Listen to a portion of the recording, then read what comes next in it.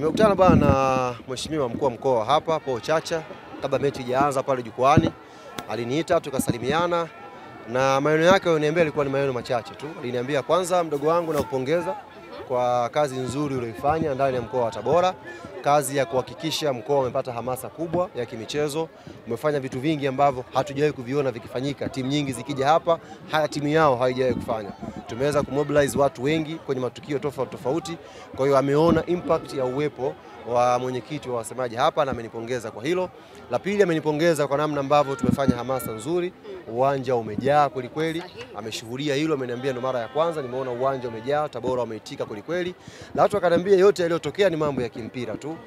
Nothing personal, mimi nilikuwa nachagiza na wewe umechagiza. Mwisho wa siku mechi imemalizika, nyinyi mmeondoka na ushindi, maisha mengine yanaendelea. Kwa hiyo kiasi Crosby, yale masaa 24 yamefutika. Masaa 24 niliwaambia, masaa 24 ni masaa ambayo alitolewa na comedian. Sitiza hapa lakini akasema kesho tutamtafuta kwenye hili. Yule dada, niwaambieni, ni comedian. Na toka siku ya kwanza nilikuwa nawaambia mimi kwa level yangu siwezi kuingia kwenye mjadala na old version namna ile. Ile ni type ya zamani. Yaani sasa hivi dunia kama ipo kwenye flat screen, unamrudisha mtu kwenye TV ya chogo. Sasa mimi kwa hadhi yangu natazama flat screen, nianze kujadiliana na TV ya chogo kweli? Hizo sio level zangu. Ndio maana amezungumza. Nimesema yani yule kama Tabora wakiandaa Tabora Cheka Festival, anaweza kupanda akachekesha watu wakapata hela, lakini kwenye masuala hayo ya kutoa amri masaa 24 na nini, masaa si yameisha.